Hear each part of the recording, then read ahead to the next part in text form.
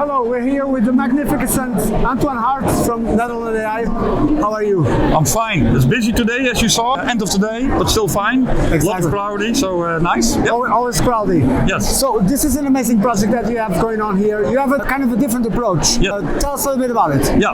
What we see today is that a lot of AI solutions are out there. So it's very difficult to find the right solution. So what we think about was that we built a social network where you can combine all those AI solutions for the end user. For instance, if you are a painter or if you're an electricity company, then you can find very easily in Holland your suitable AI solution. So it's a social based, free of charge network. So I know this network is sponsored or backed by the Netherlands government? Yes, as well, and there are also some particular people who would like to invest a little bit in it, because the big thing today with AI is as well that older people need to have support as well to understand it. So also other social environments want to invest in this initiative. So from what I can understand, there is some sort of support of which AI is being used, how to use it, and from what you told me before, there is some kind of vetting from you guys. Is that correct? Yeah, so that means that indeed, so training for older people, training for younger people, acceptance of AI. Maybe people know at home that the AI Act is coming up, so also security. A lot of times it's your own data what is being used for AI, and all this kind of things we want to make kind of public and inform the people what to do or not to do, so that they accept AI as a solution and make it acceptable. How does it work in terms of the apps that you have there, the AI apps? Are they using their own LLMs, large language models? Is it different companies that you guys are bringing together? It's different companies, ourselves, because we want to be objective, we want to be honest. That means we do not develop ourselves any apps, but what we do is do a lot of research on AI apps. So what you see in our platform is that we give advice, combine, control, make competitors clear, so that the end user get objective advice what to do, and it's of course up to the end user what to do with it. So let's go back a little bit in our conversation. We were talking about the role of governments in helping these AIs into fruition. What do you think about that? I think that's a good thing, because do not underestimate the support base. I mean, you can imagine if you are a little bit older or you are completely disinterested in computers and suddenly there are robots taking your job.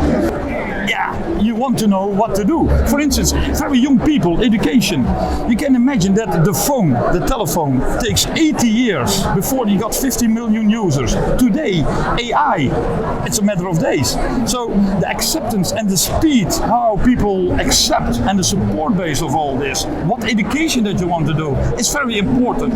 So that's why we want to have this initiative to make public and that people start understanding there is some change going on right now. How do you feel about this job displacement issue that AI is going to bring? How do you see it playing in your app here? Is there something that's a real threat. You can imagine if you today and 10 years from now there is suddenly the self-steering car, you're jobless. What to do? If you make people... And it's across the board, all over. Yeah, you have so many things, in hospitality, in care, everywhere. So if you make people, and that's why the government is so interested, of course, if you make people today aware that those things happens in, let's say, 10, maybe 15 years, then it's better to know today and to adjust on that for your study, for your acceptance, etc. Early today, I told there came people to here, and I told them I started in IT in 1984. Can you imagine that in 1985, when I said back then, well, 10 years from now, you can email the world. In 1985, 10 years later, it was happening. So can you imagine that developments go 2 times faster? What is happening in 10 years from now, in 33? It's the rate of acceleration with AI is going through the roof. That's why it's so important to be aware today of those, but also to set regulations, so that humans keep in control. Is this what we want? Do we want a self-steering car if it makes people jobless? Those those kind of discussions you can, for instance, do on Nederland.ai, because you need to talk about it. If you don't talk about it, and it happens suddenly, a lot of people come in the resistance. Shock, yes. Yes.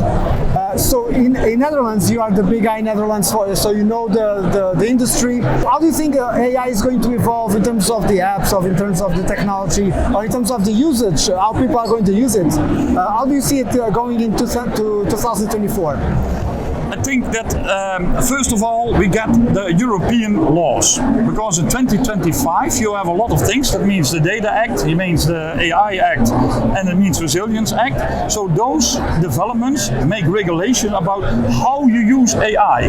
For instance, if you have a heating system at home, nobody is aware of it, but you have those electric AI solutions, they send data. That's not allowed anymore. So I think that the developments will be... We're talking in the European Union, right? Yeah, in the European Union. You're talking about regulation, so you're talking about the regulation in Europe. Yeah, so what you see today is that there is from the European integration, that's called AI Act, Data Act and Resilience Act. That means that companies and users are having borders how to use AI and what they are allowed to use. For instance, if you're at home you have a heating system, collecting data out of your heating system, that's not allowed anymore to do it automatically.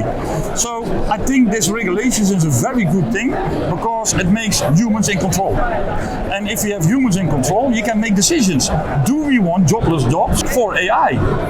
And that's a political discussion, of course, yes. And I'm not a political guy. But that brings me to another question, which is those regulations are going to be implemented. Where's the great LLM for Europe? Because we have the ChatGPT in the United States. Yeah, that's a very good question. That's a very good question, which for me is also almost not to answer, because you saw that with Facebook, you saw that with Google, you saw that with all the big firms in the world, Apple.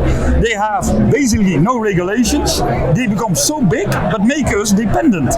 If we do the same with AI, we might lose our competitor situation, with, for instance, the self-steering cars. And that's a very, very difficult global issue. And I can help you with a lot of AI, but I'm not the guy for political discussions. Where do you see this industry going? Where do you see like the big changes in 2024? If you had to pinpoint a big difference, where will you see it? The big difference will be in healthcare, because there is a big shortage in this world, so a lot of people will easily accept. You can imagine if you go to a doctor, there's one guy or girl or doctor, they say, hey, your knee is good or not good. With AI, you have basically hundreds of doctors who do something. You see the combination with robot. So I think in the care, people becoming older, there's a lot of developments going on, I think, in the AI. I foresee there are a lot of things. And I think in the repeating business, like for instance, advice at a bank, entering data, this kind of things will be a lot of automatic. And maybe I'm not allowed to say that, but I think at schools, when you're a student, why you make your own piece of work, why you cannot go to ChatGPT as a student and say, make for me this piece of work. A lot is going to change. Yeah. So Antoine, you're absolutely a great entrepreneur, I can see that. Give us a great advice for young entrepreneurs. A good advice. So that's not that easy, but I think to the young people I will say, keep an open mind with AI, because I know if you go to school, you're happy to end your school at some point, because they say, oh, finally, study is done, I go to work. But keep adjusting, because it goes fast. It goes really fast. And just keep on up to date. That's, I think, the best advice that you can give to actually everybody. Exactly. How can people find Nederland.ai? Go to the website? Go to the website and enter Nederland.ai. Exactly. And find there. And next year, most probably, as we're going back here, most probably, but that's a secret still, but still we have an upscale name for more global approach. So this is the first step. Yeah. And next year, I promise the people here in Portugal as well, that we have amazing tools also, because one of my favorite countries here in Portugal. It's a pre-release. It's a pre-release. Thank you. Thank you very much.